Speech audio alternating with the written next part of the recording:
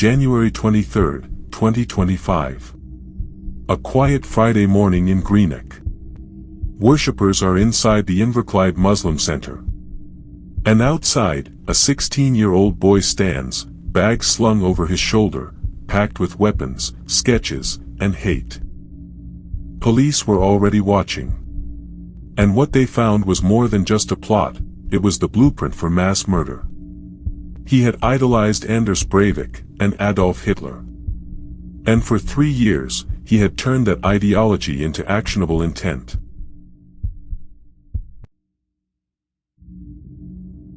This teenager cannot be named, but his actions reverberate far beyond Greenock. Isolated. Online. Radicalized since the age of 13. From fascist forums on TikTok to encrypted chats on Telegram.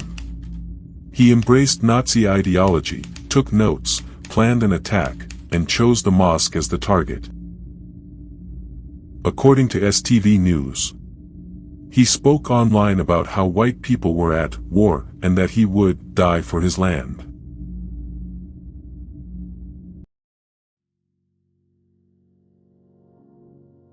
His descent began in his bedroom. Alone. Visuals flicker from extremist content to his eyes glued to the screen. He created a manifesto on his phone. The court learned he said he would die for his land and listed inspirations including Hitler, Mussolini, Anders Breivik, and Owen Odifai. He not only idolized these figures, he adopted their worldview. Prosecutor Greg Farrell described the strangest detail. He was trusted to be left alone in the center and he took several videos wandering the corridors. In one video, his own hand enters the shot, shaped like a gun.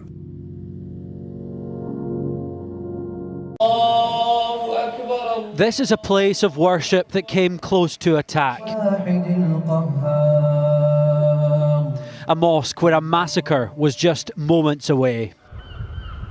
The seaside setting disguised the terror being planned. A 16-year-old who idolised Hitler had prepared a manifesto and plotted to set fire to this centre using an air rifle to trap people inside. So he was coming in here, worshipping among you, and what was his aim? What was he wanting to do? We don't know what was his aim, but when he came, he was a very good boy and only want to become Muslim. And when he came, I gave him Quran to more knowledge. But it was all fake. The conversion to Islam just a ploy to gain access inside, to make sketches and videos of the areas where he wanted to create mass murder. He told me a very shocking statement. He told me that I want balanced life. Balanced life. What was your meaning in terms of balance? What is the meaning? He said, I think that I be more closer to my creator if I become Muslim. But really, he was a neo-Nazi who thought white people were at war with other races, radicalised, aged 13, from content he'd watched on social media. The boy made his move in January, picking a time when he thought the mosque would be full of worshippers. He walked down this street wearing his military rucksack full of weapons, dressed in black. What he didn't know is the police were already here. They'd been watching his every move. They arrested him and prevented the terror attack from unfolding inside there. Frightening bit was that somebody is so nice and so cunning, making us fool that he want to become, convert, and we were helping him every way and trusting him. But he also gives us a lesson in future to be very careful who comes in and what their intentions are, which we have more security cameras. Such act will never divide us. This is now a community united after danger visited their doorstep. Conor Gillis, Sky News in Greenock.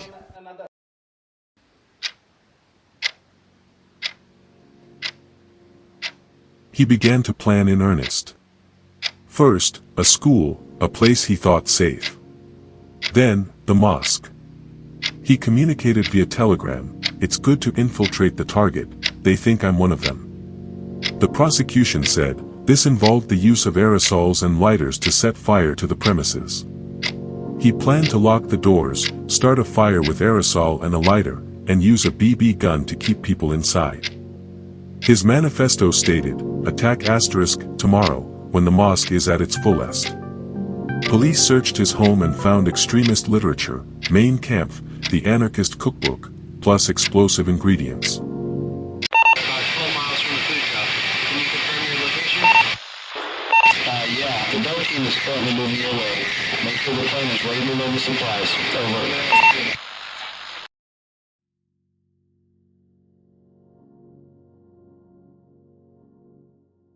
January 23, 2025. Police had tracked him using intelligence from extremist monitors. Assistant Chief Constable Andy Freeburn stated, shortly after 9 a.m., a 16-year-old male youth was arrested outside the Inverclyde Islamic Center.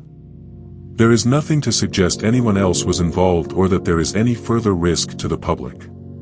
He was arrested with a camouflage rucksack full of an air pistol, ball bearings, gas cartridges, aerosol cans, and his manifesto.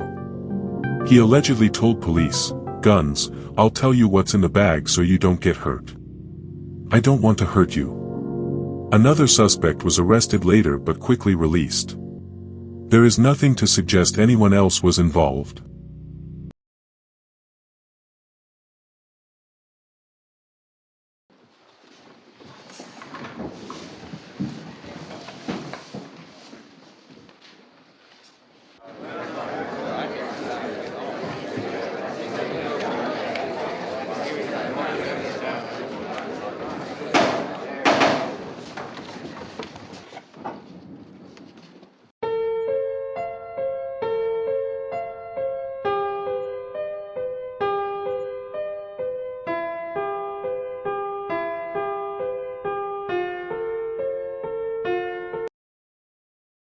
On July 11, 2025, at Glasgow's High Court, the teenager, now 17, entered a guilty plea to terrorism-related offences under the Terrorism Act, including possession of documents capable of assisting an act of terrorism. The court was told how he had spent 3 years radicalized, idolizing figures like Anders Breivik, Hitler, and Mussolini, ideologies he transmuted into a horrifying plan to lock worshippers inside the Inverclyde Muslim Center and set it ablaze. The boy's defense counsel described him as a 16-year-old isolated, vulnerable young man who had a wholesale worldview, rather than personal experience. Sentencing, however, was deferred by Judge Lord Arthur Sun, pending further background and psychological reports. The boy remains in a secure unit, his fate awaiting final judicial determination. This plot was deeper than ideology, it was the result of isolation, online grooming, and unchecked hate. Yet, it was stopped. Not by chance, but by vigilance, intelligence, and swift action. This is a reminder, radicalization can happen to anyone, anywhere. But awareness can stop it before it becomes real violence.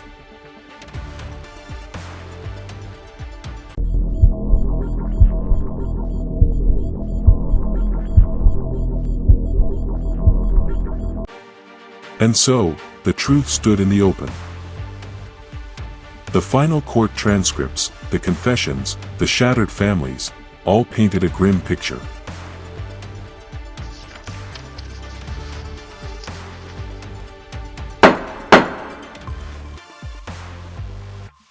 In the words of Detective Samuel Ortiz, lead investigator on the case, this wasn't just about catching the guilty, it was about stopping the cycle that produces them. And he was right. Because behind every act of violent extremism, there's a story that starts much earlier. One filled with ignored warning signs, societal fractures, and a dangerous vacuum where guidance should have been.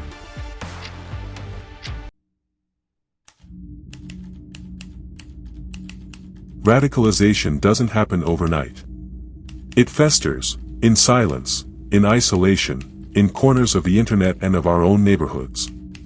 It feeds on grievances, real or imagined, and offers a warped sense of belonging to those searching for purpose.